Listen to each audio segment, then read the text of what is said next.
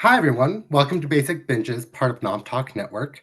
On this show, we review popular shows while eating and drinking our favorite binge-worthy snacks and drinks.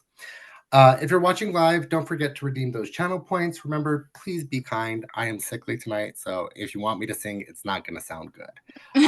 But I am your host, Erric Ramirez, and right now I am indulging in lovely, lovely water because hydration is very, very good. And I will be snacking on what's called Halls because my throat is done for the day.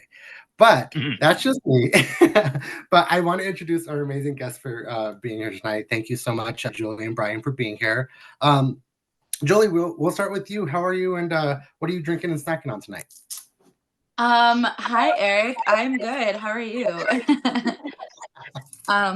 So I have some classic fish and chips tonight. But I made it into a sandwich, so we're doing a fish sandwich and chips. So that still counts, right? Because you know me and my British snacks while watching Doctor Who. And I also so I don't know if you remember last time I tried custard. I tried to find custard. I was doing custard ice cream because I couldn't find custard, but I ended up getting some from World Market. You have to like make it. So this is my first attempt at making custard. Like I don't know if it is the texture that it's supposed to be. It looks It like looks custard. custardy. Yeah. Right? So it's the birds like British custard or whatever. So I substitute a few ingredients, like I use oat milk instead of regular milk, so we'll see. But yeah, I was like, let's give it a try. As long Also, as you. oh, go ahead. Oh, I was gonna say, as long as you got fish fingers for dipping. Well, I've Uh, got Oh yeah. the fish patties, so that. Also, it's yeah. National Chocolate Chip Cookie Day apparently today, Ooh, so I have some chocolate chip cookies to go with the custard. Thought that might Hell also be yeah. a good dipping thing, maybe. And then I Probably have better. this, yeah, maybe this sadly frozen leftover Sonic slushie that I took out of the freezer like an hour ago, and it's still it's still not frozen. not even. So we'll Damn it. see if that liquefies by the time this is over. By But the end, by Keep the us yeah, end, updated maybe, you'll on have that one. one. maybe. I'm curious. Like, Well, thank you so much for being here, Julie. And Bryan, thank you for being on with us. What are you snacking and drinking on tonight? tonight I'm snacking on classic microwave in a bag popcorn. Just felt appropriate and what I had, and it's delicious. And what I'm drinking tonight is I'm almost so hydrating. Just good old ice water because Nice. it washes down that dry popcorn. Yes, and it gets stuck down. But like classic going with popcorn is a classic. I love it. Thank you so much for being here. And then for everybody out there, thank you for joining us. But today we are talking about episodes 1 and 2 of the new Disney Plus Doctor Who. Before we start, I did want to let all of you know that we are still fundraising for the Trevor Project. It's a great cause. Um, so please go ahead and check that out. And if you want to donate, go down in the chat. Um, First off, we are going to start off with space babies, y'all. Um, All right, so let's Um, go.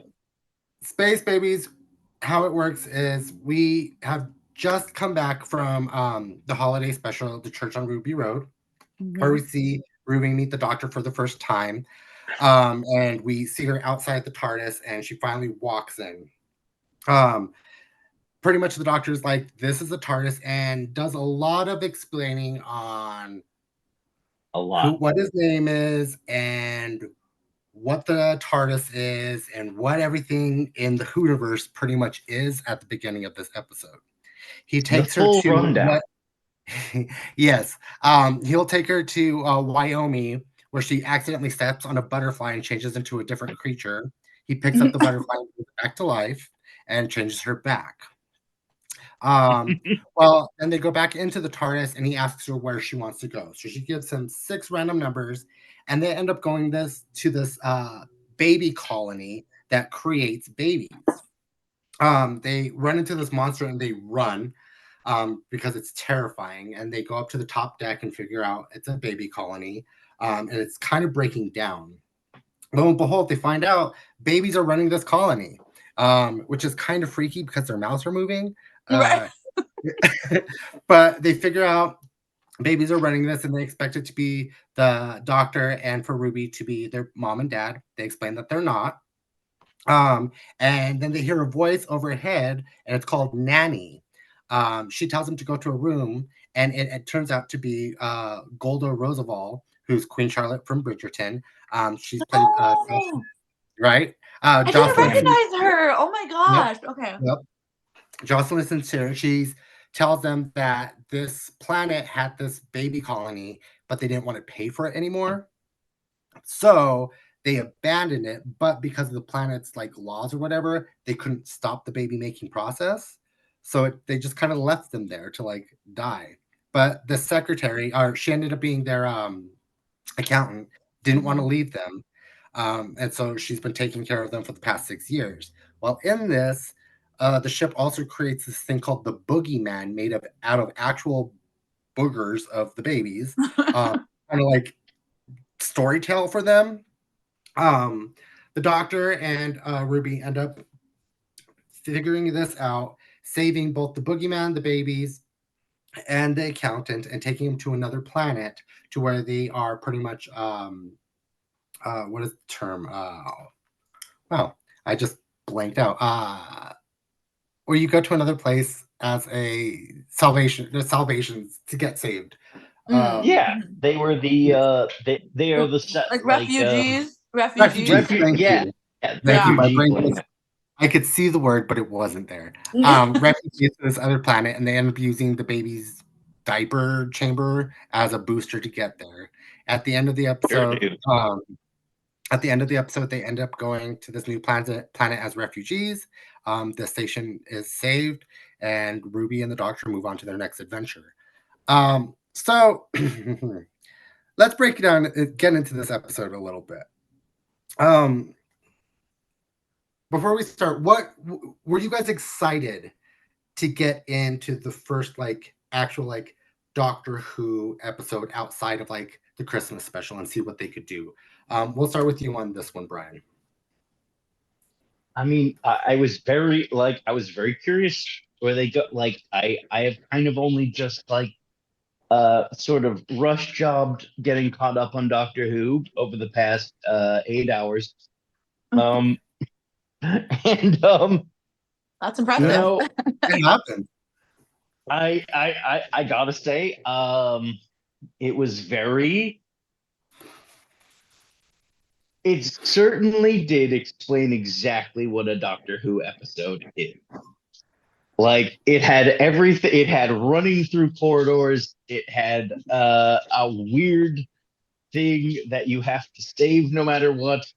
It was, I don't know, like it was it it felt a little bit watered down just because I've seen Doctor Who done go pretty dark, pretty deep, pretty fast. So But I feel like the episode Space Babies makes a lot of sense for its transition into Disney Plus. yes. So what I have come to think of this new age of Doctor Who on Disney Plus is kind of like, you know, those how to for dummy books, Oh no.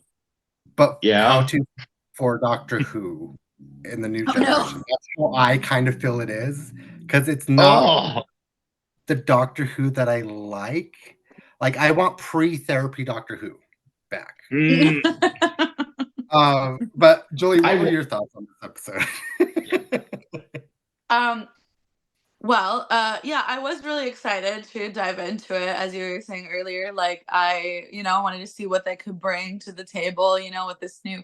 I mean, we're back with Russell T Davies, which, he's always been one of my favorites for writing wise. But yeah, I was excited to see like what this whole new platform was gonna do. Okay, so I liked it. I liked the episode. I thought it was cute. Yeah, I would agree that it's maybe a little watered down. I mean, it's definitely like also like I remember we talked about this when we were talking about the Christmas specials about how like they said that this is going to be Doctor Who that you can start with and not have to have watched any of the other Doctor Who's. They wanted it to be that way when they moved over to Disney Plus. So it's clear that they were trying to like hit all of those beats where they were like, yeah, this is what Doctor Who is, just in case, crash course, like you said, like for dummies or whatever. Yeah. Here's everything you need to know about who the Doctor is in the first 5 minutes. I am a Time Lord. I am from Gallifrey. Here's what happened to my people. Here's what I've been doing since. It was very, Yeah, for sure. And yeah, so, I mean, yeah, and like, I mean, I'm cautiously optimistic. Like, I feel like it's going to find its groove. I mean, like, that's my hope. And I think that, like, every new Doctor kind of goes through a phase of, like, having to find the groove and the chemistry and the, you know, and the stories and everything. Because, you know, not every Doctor Who episode has been a win, you know, but I personally, the babies kind of won me over. I thought they were cute, like, and I was like, when Ruby was just like, oh my gosh, you know, like she just wanted to like care for all of them, and I was like, I felt that, like, that mothering instinct, you know, like you got to save everyone. That's a like that is a tenet of the Doctor. You save everyone, and when everyone's babies, you're gonna save everyone. Oh yeah, no, I completely agree. It just the mouth of the babies kind of freaked me out a little bit more than what the boogeyman did. I was like, really, like, what? Do you guys remember the movie Baby Geniuses? I feel like that was a better mouth movement on a child. Yeah, it was not exactly like synced up. It was kind of weird. Yeah, I will agree with you on that. I mean, I was going to bring up the fact that there has been 3 Baby Geniuses movies that haven't worked, and why you would make your first episode really based around the technology that made Baby Geniuses thrive. It feels like I don't know. It's Doctor Who. We've seen a lot of weird stuff on Doctor Who. So talking babies, that's not too far out of the bailiwick of like things I can believe. But yeah, no, like it completely makes sense. Like this is an episode that they would join in, especially with Ruby being an abandoned baby, and they connected that. Speaking of which, them walking through and talking about it, there is a moment to where they do talk about when Ruby was left at the church, and they're thinking about it, and all of a sudden it starts to snow in the corridor of the space station thousands of years after Ruby was actually born. What did you guys think of that? Because that is the first instance that we catch of this. What did you think about that, Julie? What do you think that might possibly mean for her?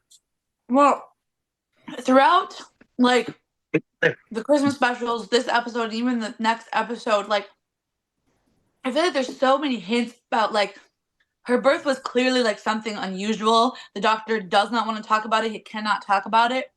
I'm almost wondering if maybe it like so it's definitely significant because there's like cracks of like that night that come through in every episode. It seems like there's little pieces of that. And I'm almost wondering if maybe it means like she's maybe not like fully human or something like that, you know, like because I mean the mysterious whoever, if it was her mother, whoever that was pointing at him, like didn't necessarily look human.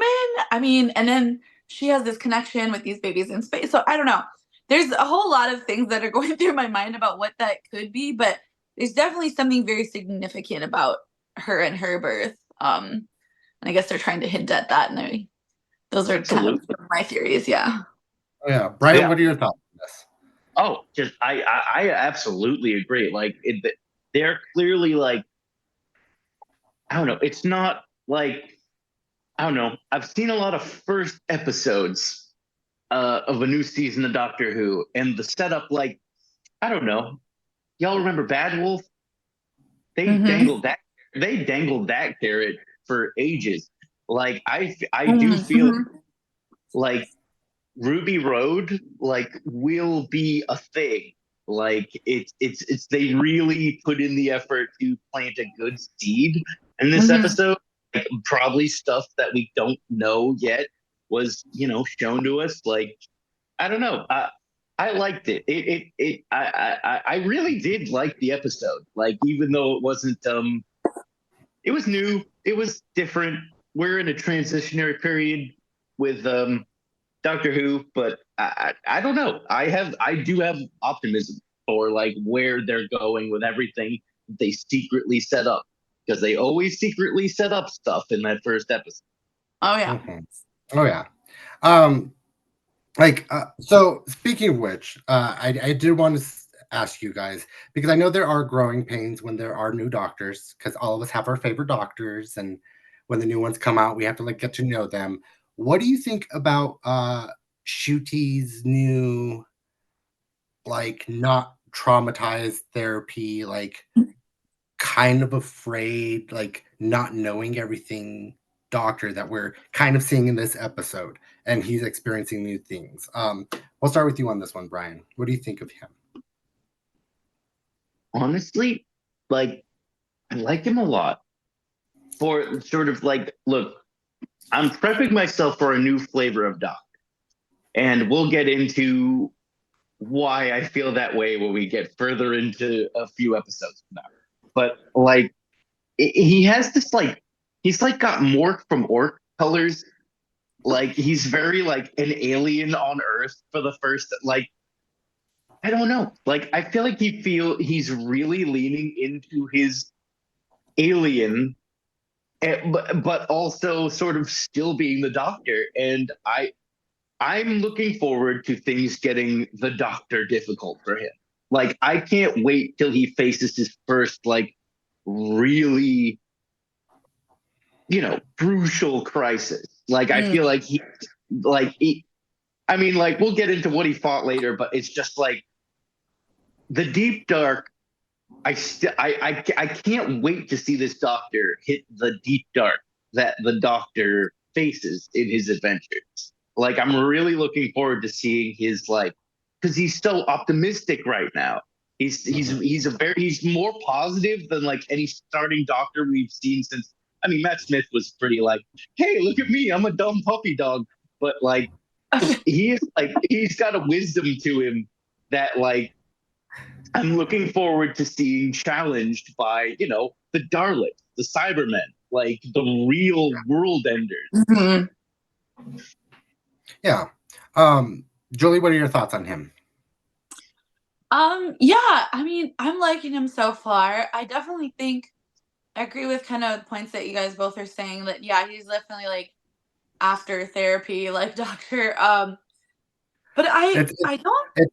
that's what I'm going to call it. Before therapy and And after therapy. yeah.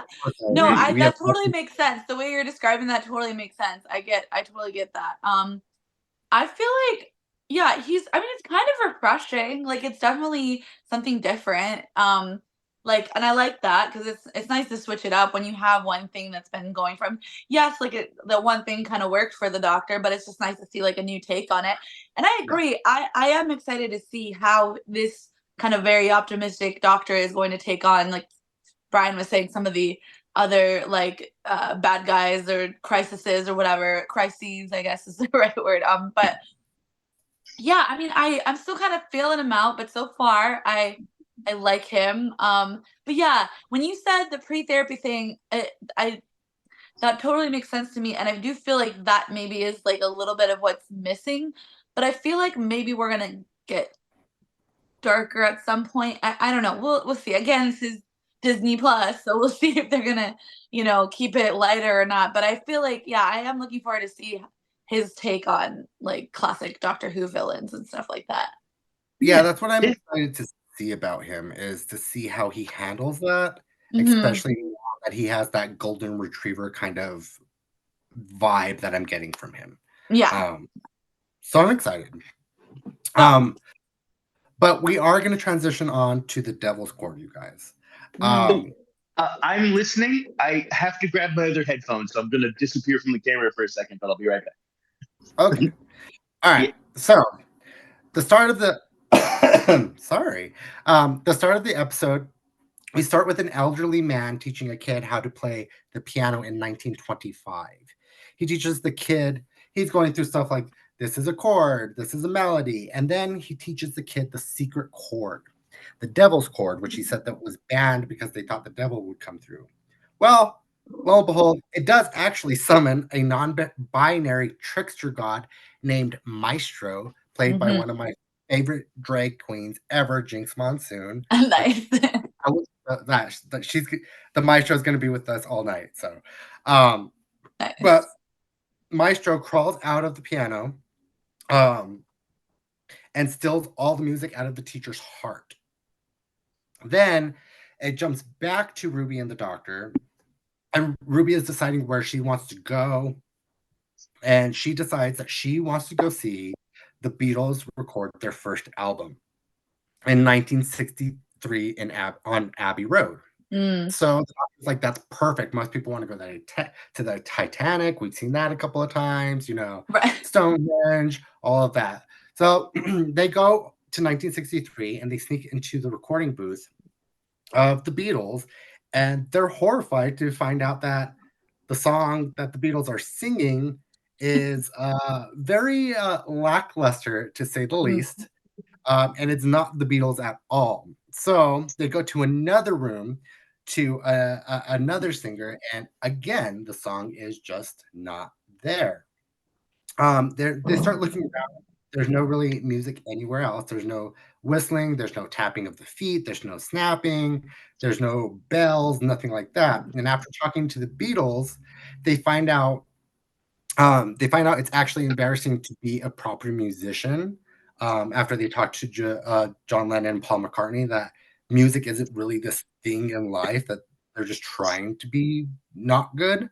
And then the doctor ends up putting a piano on the rooftop, and he has Ruby play. To see what happens, and her music captures the attention of the bystanders, including an elderly old lady whose name is June Hudson, the original costume designer behind the brains of Tom Baker's scarf. So What? little old lady, Oh, I didn't know that. the scarf of Tom Baker. Oh, that's so cool. That's Yeah. insane. But I love how anyway, they always have little Easter eggs like that, like little they references to always the bring people past. back. Yeah. It's great. But sadly, Ruby's performance is cut short because Maestro comes and pretty much is chasing them. Again, we see this for the second time in the second episode. The doctor, terrified, runs away from what's happening. Not only from that we saw in the previous episode with the boogeyman, but from the Maestro, he runs from her because he is legitimately afraid. Then he ends up making sound in the entire world kind of disappear, so the Maestro can't find them. She ends up making it come back in June. Sadly, ends up playing the piano once the sound does come back, and the Maestro attacks her. The doctor ends up explaining that he is like a god, pretty much. And the last time that he faced off with a god, which was the toy maker, which we saw in the Christmas specials, ripped him in two, literally. Now there's two of every doctor everywhere. And he can't go through that again. And so they're trying to figure out what's going on. And Ruby says, well, music has to be okay because I'm from 2024. I was born in 2004, and I've had Beyonce and everybody. Music is fine. He takes her back to 2024, and the world is destroyed. What the Maestro is trying to do is make circadian rhythms, where it just sounds through trees and stuff like that, like those. Or like Aeolian or something, I think. Aeolian. They call it. Yeah. Aeolian sound, which is just the sound like wind blowing through, and just stuff like that, to make the perfect thing. She wants to do it all over the world. Well, they end up going back to 1963 because they kind of fight her in 2004 and weren't doing a good job. She was trying to take over the TARDIS. So they go back to 1963, and they find out that in order to get rid of Maestro, that they have to play the Devil's Chord again to get rid of him. Maestro says the doctor is not smart enough. Cute, talented, wonderful, not a musical genius, so he's not going to be able to figure out. The doctor gets close, but yet again, not a musical genius, so Maestro ends up attacking them. And then Paul McCartney and John Lennon end up playing the right key, and Deus ex Beatles. Yeah. And Of Maestro course. ends up getting pulled back into piano that they pulled back into a piano, much like the toy maker, and getting sent back and locked away. But before they go, they say that the oldest one is coming, which is kind of scary. Yeah. Another to touch base on before we start talking about this, when they do grab Ruby Sunday in a scene, and because Ruby's the only one with music in this world apparently at this point, they try to take the music from her, but then there's a secret song hidden in Ruby, which is Carol of the Bells, for Christmas, was playing when she was born. And Maestro says that Ruby is wrong, that there's something not right about her, and that the oldest one could not have possibly been there when she was born. What do you guys think of this episode? I mean, Jinx Monsoon is my favorite, so this episode I was totally head over heels in on it. What did you think of this episode, Julie?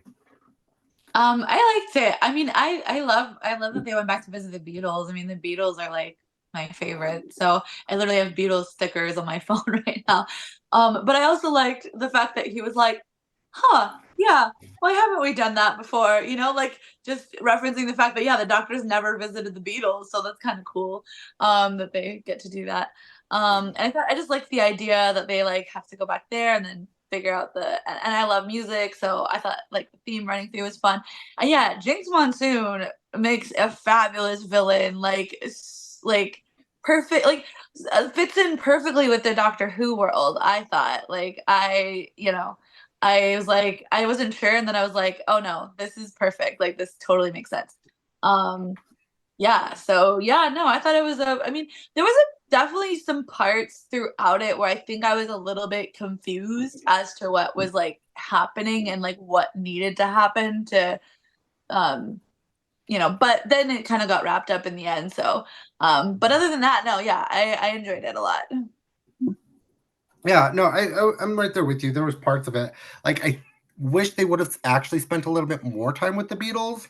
Because I get that they're musical geniuses in our time, but them coming in and saving and everything like that was just kind of off. You see them twice, and it was kind of a letdown. But yeah, Jinx Monsoon, that's just my pride and joy right there. Bryan, what did you think about this episode? Well, I mean, about the Beatles sort of being in it, like I feel like that was maybe sold a little harder than it was as is. It didn't really matter that the Beatles were in this episode, did it? Like, like I know they kind of like saved the day in the end, but like the episode, like I feel like normally when they put a historical character in a Doctor Who episode, they are along for the ride. You know, they are fighting the bad guy, like along with the Doctor, and I feel like they were really whatever.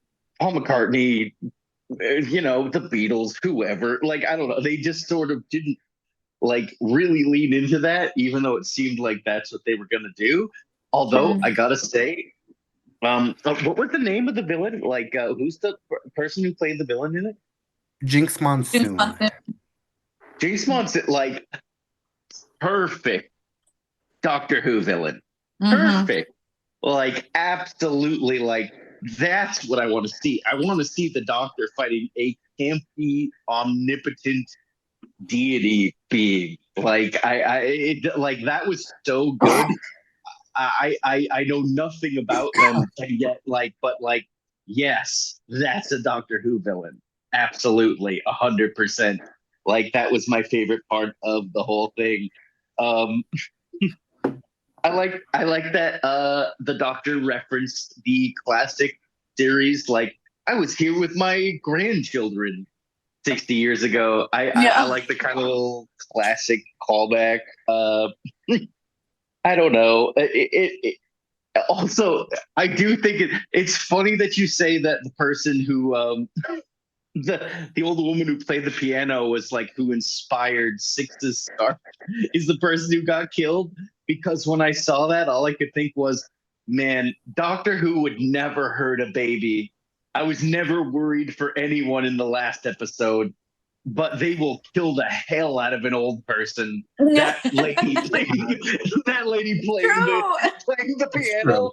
She's doomed. She's doomed. Like, oh, don't play that piano. You're dead, lady. Don't. Oh, like that's.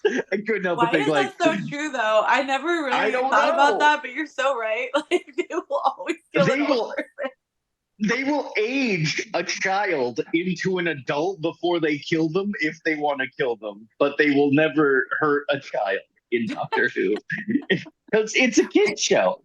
Like I forget that sometimes, but like I feel like this run of Doctor Who really made me remember this is supposed to be a kids show. Like Doctor Who is a show for, I know, the dying and the tragedy. I see I know that's bad, but Doctor Who is a show that was originally intended for children, and I feel like this does the perfect amount of sadness and worry, but also a kid could watch this and be okay. like, Oh, yeah. like there's no this swears, there's no blood. Like this definitely this is a new, like Julie said, this is, and like we just discussed at the Christmas specials and everything. This is the new Who for this new generation of people coming into it. So, like we said, they don't need to watch the previous, but this, I feel like it's going to take them a while to get to like Weeping Angels episodes or Are You My Mommy episodes. Like, it's going to take them I'm a while. waiting for them to bring back the Weeping Angels. I think I mentioned that before, but yeah. I mean, that'd be a powerful move. And watching these two episodes, I did have to have a Who palate cleanser. So I went and watched, the first time I watched them, I went and watched Midnight. Just to get like overall like story, like good story, like developed episode, like the Doctor being the Doctor, good writing, everything like that. And then we just watched Blink. I just showed my partner Blink as another palate cleanser. I can always go back to Blink. Like Blink is an episode I can go back to whenever and watch. Like Midnight's a really good episode though too. That one terrified me. Like that one was like chilling to the bone. Yeah, but, like in a good way. And I know there are not always like good episodes because there's several episodes in the pantheon of Doctor Who, but so far, like I'll watch this Jinx one just because I love her over and over. But as an overall episode, I feel like it could have been stronger. They could have told better, done a better story with her. That's why I went back to Midnight and went back to Blink, because they did what I think they were trying to do in this episode better then and not now. Even though I loved it, it just wasn't, it didn't hit all the marks for me, if that makes sense. I did want to ask about the, can we talk about the dance party? The dance party at the end of the film? I was about to bring that up. So at the end of the episode, they say, what do they say? What is it? A twist. I forgot. The twist. There's always a twist at the end. But also, in the way that they said it was in the form of the giggle. The ha ha ha ha ha ha. And even in the song, that's how it was structured, of the giggle, of the arpeggio. Yeah, so it keeps popping up. So I don't think we're done with the Toymaker as of yet, because it kind of keeps showing up. That's awesome. But they did this whole musical like thing at the end of it. Wasn't my favorite part. Even though I'm a musical theater person, and that's what I want for my life. It just didn't make sense for me in the episode. If it would have been a complete musical episode, like where like Maestro was trying to just make everybody sing, that would have made more sense for me. Ooh, yeah. and then just But to be like, Doctor we're gonna Who's never done that before. They've never just forced a dance sequence at the end of an adventure before. That is No. totally new. That is brand new. That is brand new. And the other thing that actually why I wanted to bring that up too is they are breaking the fourth wall a lot. Yeah. They did it in Ruby Road. They did it again in Space Babies a couple of times, and they've done it several times in Devil's Chord. What do you think that means? Because they keep like nodding to us on certain things. Do you think that they're potentially trying to make the audience a part of a Who, like they're one of the celestial like being things, or do you think they're still caught up in one of the toy makers' games? What are your thoughts on this, Bryan? And I don't know. That whole fourth wall thing, like the fourth wall in Doctor Who's such a strange property because of course it exists. It's sort of like, man, I'm not even trying to like link the two, but like, are they trying to? It's the newest new. Are they trying to get the Rick and Morty crowd, like existential sci-fi nonsense that also gives a wink to the audience? Like, I don't know. Like the whole like the dance party at the end of the episode was so like different to Doctor Who.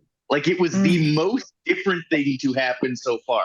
The explanation of this is everything. We're running down like that. The Space Baby episodes, they go from explaining everything about Time Lords to running down a smoky corridor in the same 3-minute interval.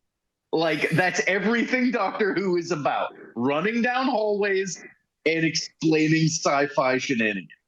But it's like it's there's this song by an artist named Kevin Kemmer. I just want to throw him out there because he's the first person I thought of when I saw that last moment. He has a song called "Dance Party" at the end of the film. There's a Kevin Kemmer's dance party at the end of the film.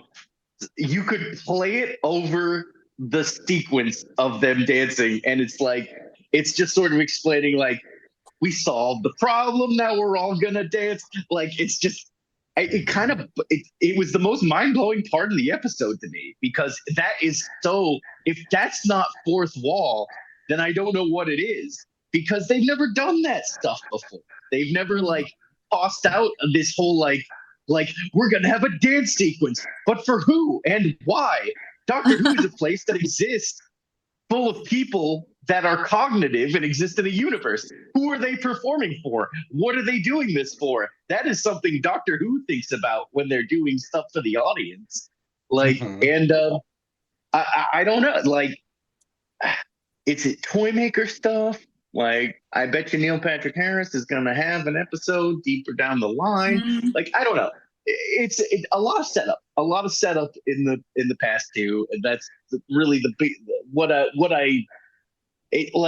I think there's things we don't know about yet that are getting set up in these two episodes that I am curious to see what they do, because never have so many characters mugged at the camera and broken the fourth wall like than this episode.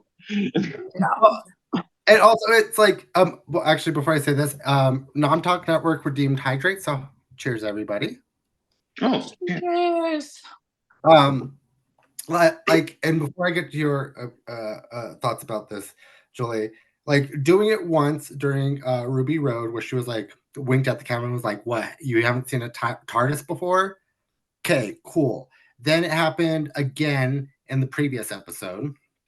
And then it happened twice in this episode. It actually happened several times in this episode. Jinx did it twice. The Doctor did it twice. Like, it's just kind of now at this point, like you use the trick, now kind of move on from it. But what are your thoughts on this, Julie? You know, I never thought about it. Well, at least not up until you just said that it could be like a nod to the toy maker. Like, that is a very, I feel like, real possibility.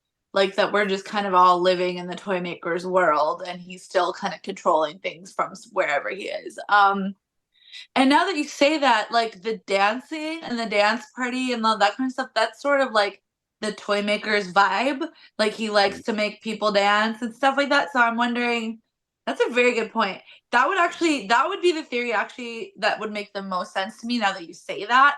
Because other thoughts that were going through my head were that maybe like they're trying out a new cheeky style for Disney Plus, and they're like really just trying to hit home all the points of Doctor Who to the audience, but that doesn't make much sense. So now that I say that out loud, so yeah, I think your theory is actually does make a lot of sense, and I mean, yeah, it's definitely a little bit off-putting because, like you said, they've never really done that much before. But if they are building up to the toy maker coming back, then I think that would be a good payoff.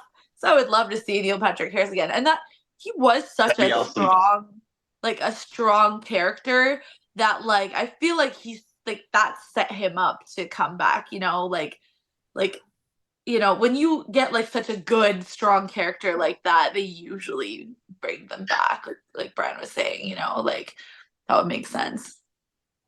I want to see like whoever these gods are. I would love to see like Neil Patrick Harris and Jinx Monsoon in an episode together. So I Oh feel yeah, like they do so well off of each other. The child of the toy maker, according to the episode, the child of the toy maker, like, Yes. which is right. God, Yeah, get that that's a good lore point. going. But I mean, hell yeah. Like, I'm also interested. I mean, I haven't heard anything. I don't know if you guys had about who the casting of the next god is going to be or whatever. But you said the oldest one is coming, so I'm just very curious who they would cast to that Is now that- too, because they have two big shoes to fill now with these other two. So The oldest one. Is anyone else thinking, are they about to do Cthulhu and Doctor Who? That's the look, the old ones. The old ones are no, because I think if I remember from the Toy Makers episode with Neil Patrick Harris, he said that he did like beat Cthulhu and like all of those gods. These are different. So a new old one. Like it's just, I see. I thought that right away. Like I got to admit, I watched the Toy Maker episode after I watched these episodes because I wanted to get a little more context as to what was happening. I've been out of the Doctor Who game for a while, but I'm jumping back in, and it's dope as hell. But it's great. So I do want to jump in the chat really quickly because this is hilarious. Thank you, Nom Talk Network. They say, is it going to be like Bowser and his kids in Super Mario Bros? That's like perfect.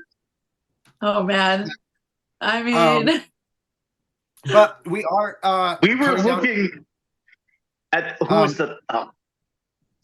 We are coming down to an end, and I have a final question for you, because now that we've seen the Toy Maker, who is every game possibly imaginable, and now that we've met Maestro, do you guys have any thoughts on what possible the next god besides the old one could come in and what possible power they could be it like art or literature or anything? I think it would be very cool to have like a storyteller god that like rewrites history, stuff like that. That would be really cool in my mind. Julie, do you have any thoughts of what you would like a god to be? I love that question, but gosh, now I feel like I'm on the spot and I can't think of anything. But I like what you said, the storyteller. I'm trying to think what else like they could throw out there, because yeah, you've got toys, you've got music, you've got like what would logically come next, like storytelling would make sense, but like what yeah, like art, or maybe even like science or something could be. But if they're sticking with more like artistic stuff, then I guess it just depends. Like, because each of these gods have seemed like very like playful, like like in their own way. So yeah, I don't know. I guess those would be my thoughts. Yeah, they could do science, they could do art, like pictures maybe, or like paintings or something, like somebody that works with that kind of thing. I don't know. That's my guess. Yeah. Like my guess is I don't know if it's going to happen next, but my prediction is they will enter a black and white world. where like I art one of has. the things too. Oh, I Like, could see that too. Yeah. Yeah, I bet you Where there's they take going the to be color like, out somehow. yeah, like I bet that we've gone games and we've gone music, and I think if we hit art, I bet we're gonna hit I don't know. I bet we hit a very uniform looking world full of skyscrapers, full of accountants, and everything's black and white. Like I don't know if that's gonna be next, but I bet that's coming down the pipe. That's my best bet. I could see that. I could see that.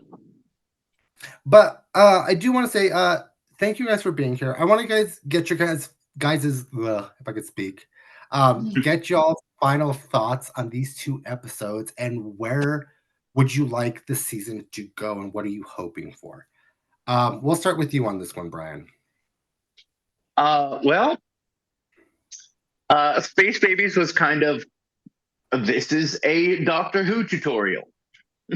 Like, this episode is, anybody watching this for the first time will know everything they need to know from this episode. It's not the best episode I've ever seen, but it all has like a weird, gross twist I didn't see coming, where they had a bad guy made of boogers that they ended up trying to save in the end, and trying to save everybody. Also, a very big Doctor Who thing, like saving everybody and weird, gross shit is that's Doctor Who in a nutshell. And also it explained the TARDIS and the having a part, like, so I thought it was okay. Like it wasn't my favorite episode because I've seen an episode of Doctor Who before. But if I hadn't, it certainly did explain everything I needed to know.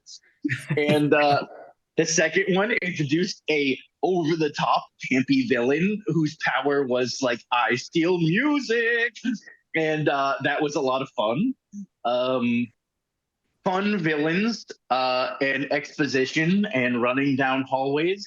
I feel like these 2 episodes did everything that you need to know about Doctor Who to get into it as a new fan. If you're a kid, like, I don't know, it's very, very accommodating for a new audience. Yeah. It is not very accommodating for an old audience. But like, whatever. I can work past that. Like, I'm willing to see where it goes. I'm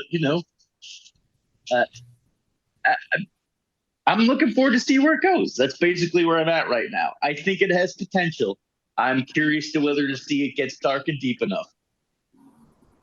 Yeah, no, I'm right there with you. I wanted to get nitty gritty and dark. I think this 3rd episode gets there from what I've seen from the previews, but I'm not sure yet. Julie, what are your final thoughts on these first 2 episodes, and where do you want it to go?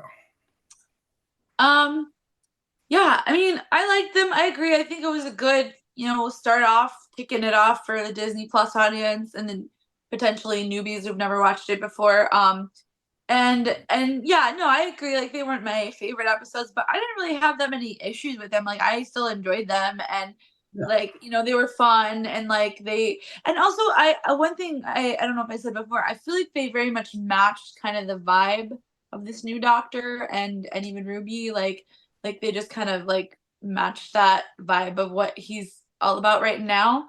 But yeah, I agree with both of you. I want to see more dark. I want to see more nitty gritty. I hope they get to that eventually, because that's kind of what we have come to expect of Doctor Who, and I think that'll be what we need to kind of break in Shooty into this new world, into this new series, whatever. I think that'll be a good, like, hopefully transition for him to get a couple of those like darker episodes in there.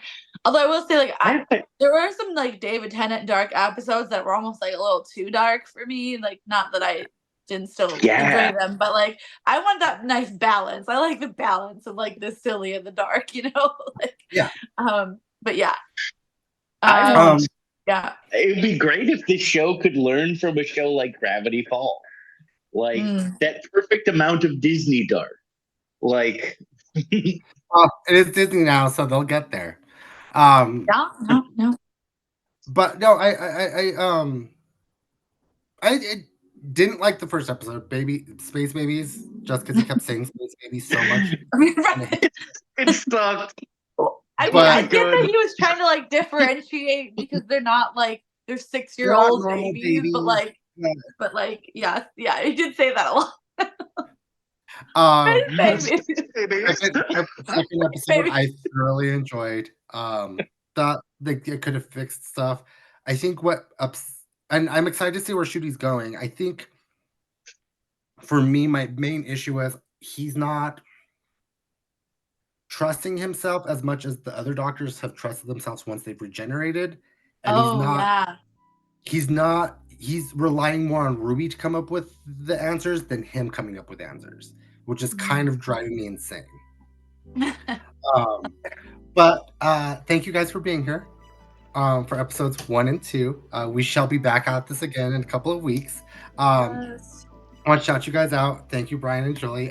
Please let everybody know out there where they can find you on the socials and the interwebs. We'll start with you on this one, Bryan. You can find me at Wayward Scientist at let's see, I guess Instagram, TikTok.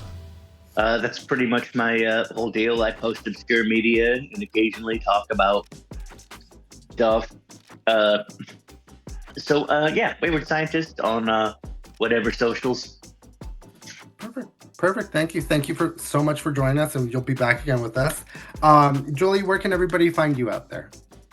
Yeah, I am on Instagram at JRaelyn, JRAELYN. You can also follow the Instagram for my movie called Retrograde the Movie. That's the handle for that one. And then I'm on TikTok at JRaelady, at JRAELADY. Yeah. Perfect. Thank you. Thank you for being here.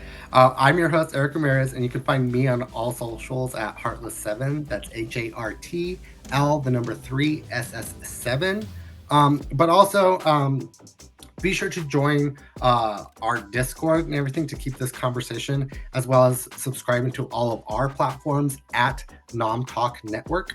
But tune into our next show, which will be on Friday, which will be the finale, I believe, of X-Men 97, which I hear is a lot. So be prepared for that. I'm going to have to jump into that. But until then, I'm your host, Eric, and everybody out there, have a nomorific day. Bye. Bye.